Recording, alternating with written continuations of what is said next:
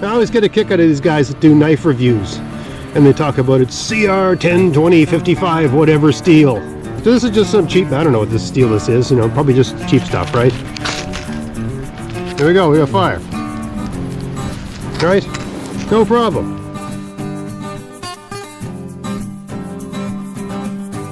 Hey, it's Greg here with Outdoors on the Cheap. Man, is it a windy day out here in the woods today.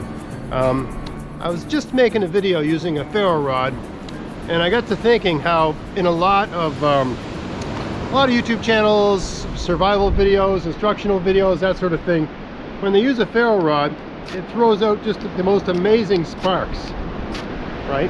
And they're able to almost like carve sparks off. I'm hardly using any pressure here, but when they're trying to get the fire going, they're able to really control the spark production of the ferro rod. And maybe when you've played around with them, you can barely get anything happening, right? They're not throwing sparks off the way the experts seem to be throwing them off. And I find it interesting because they rarely explain why it's working so well for them and it's not working so well for you. Maybe to entice you to join their survival course or buy their book or something like that. But today in this video, I'm going to show you the mystery. I'm going to solve the mystery and show you the secret to being able to throw, reliable, exquisite, controllable, aimable, functional sparks off a ferro rod. And it's way more simple than you might think. Come on. All right, so here I have a really typical sort of situation. You've got some birch bark, and you want to use ferro rod to get a flame from the birch bark. I tend to find the outside of the birch bark is more papery, and it usually dries out first after a good rain.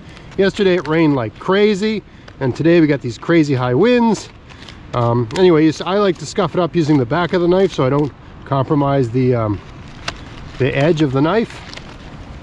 All right, so you just do that, you trap it down, then you see the survival guy, and they move it down, and it just looks so controlled, right?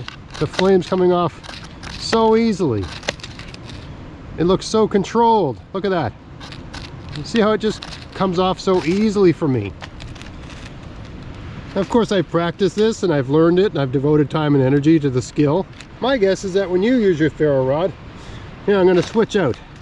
Now, this is a really cheap one. I got a pack. I basically ordered a bunch from China, and they were like $1 each, and I've had these in my house for years. Okay, so when you usually get a ferro rod, look at the difference between these two ferro rods. This one's shiny, this one ain't shiny. Okay, when they're just sitting out, the metal that these are made of reacts with the air, and it just loses its ability to throw out good sparks. Okay, but all is not lost, because all you have to do is just remove the outer layer of it. So really, I mean, aside from just having that's the other trick too, the most important thing, the back of your knife should have a 90-degree spine. Most knives, the back of the knife is actually rounded, so they're terrible for throwing sparks. You got to put this in a vise, or just hold it very carefully and run a file down it over and over and over again. So it's completely 90 degrees, this edge, like a hockey skate. Okay, or like anything that's 90 degrees, right? You need that, and you'll feel the edge. It'll grab your finger, right? You'll feel some sort of edge. Don't use the edge of your knife. Use the back of your knife. You'll just wreck your knife, okay? So you just get that stuff off. Work it off till it's all shiny. Once you've got it till it's good and shiny, right? Oh, I'm going down a hole here. Now once you've got it so it's good and shiny, right, then it starts behaving. Okay? So if you're going camping with your buddies or your friends or whatever, and you're trying to impress people, let's just put this out here. Come on, go out. Doesn't want to go out now. If you're going out with your buddies or whatever, or you're trying to look like you're taking your kids out and you're trying to look like you know what you're doing, right? The secret is to just scuff it up really good first, right? Don't leave it black like that. Get it shiny. right? So just, you know, before you leave the house, or just when you're getting set up to light your fire, just take a couple seconds to sort of get it ready. And then you'll find, right, it works really good, right? You look like a pro. Okay, so that's the trick. There's nothing more to it than that. I mean, some knives work better than others. This is just a, you know, a $20 more knife. They probably cost more like $30 now. I think when I bought this it was 16 bucks. I've had this for years, right? You don't need a great knife. I think I even brought, here, this. I always get a kick out of these guys that do knife reviews, and they talk about it's CR 10, 20, 55, whatever steel. Do you think any of that? You think of the most badass survival people were the guys who were out here in the woods a couple hundred years ago. Do you think they cared about any of that? Do you think that even mattered? I mean, think about it, right? So this is just some cheap, I don't know what this steel this is, you know, probably just cheap stuff, right? But I filed it to a nice 90-degree spine. I've got my ferro rod nice and shined up, right? Now the trick with a pocket knife is don't hold it like this. You actually got to hold the blade in your hand carefully, right? It worked great. Another thing you can do with a pocket knife, you can just close it up. You can close it, right? It's safer that way if you're teaching a child, right? Still works, right? Totally safe. But look, that's throwing out perfectly fine sparks, right? I mean, like, you know, I haven't got this scuffed up, so it's not lighting. Okay, so now we got it scuffed up a bit. I'll close the blade.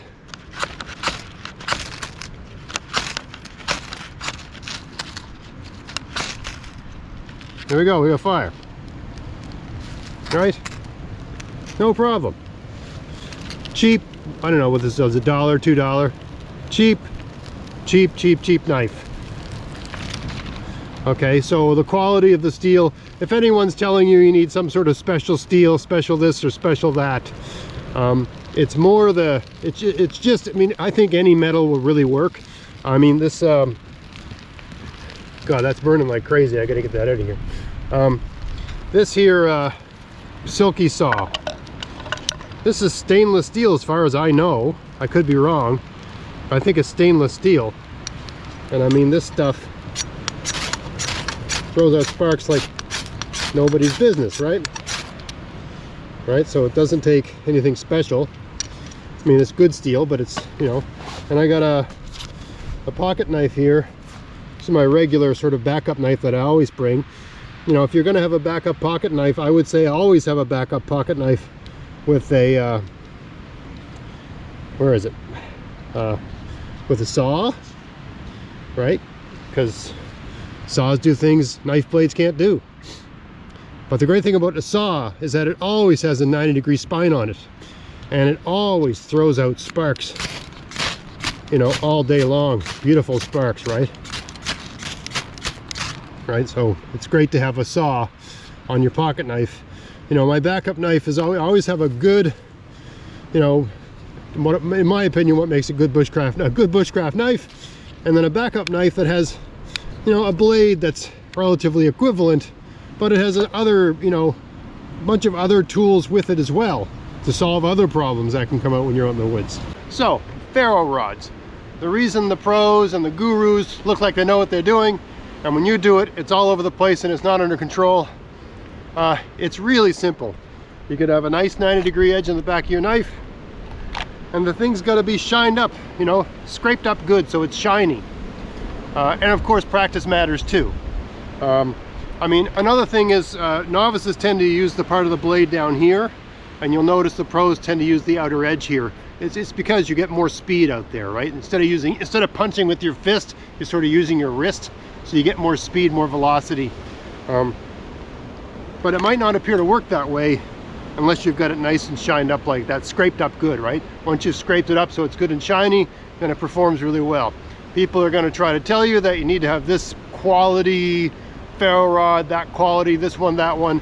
This is about as cheap as they get. This cost me $1. I bought a pack of 10. It was 10 bucks from China, right? Works, as you saw, totally fine. This was a higher end one. I got it at Canadian Tire. This one thing was 10 bucks. They both work equally as well. Sure, this has more fire starts on it, but you know, 95% of the time I'm using a Bic lighter to start fire. This is plan B for when this is wet or what I lose it or whatever, right? I always have a plan B and a plan C where fire is so important in the Canadian forest, the survival situation. I always have 3 ways to light it. Pack of matches in my pocket, Bic lighter in my pocket, and a ferro rod attached to my knife. Plan A, plan B, plan C. You know, using ferro rod to light fire, it takes practice, you know, like anything involving your motor skills, manual dexterity, muscle memory, all that sort of stuff. It takes practice to get good at it. The more you do it and the more often you do it, the better you get at it, of course. But if you're getting frustrated because it just doesn't behave when you're trying to scrape it, right? You just take a couple minutes to get it shiny like that.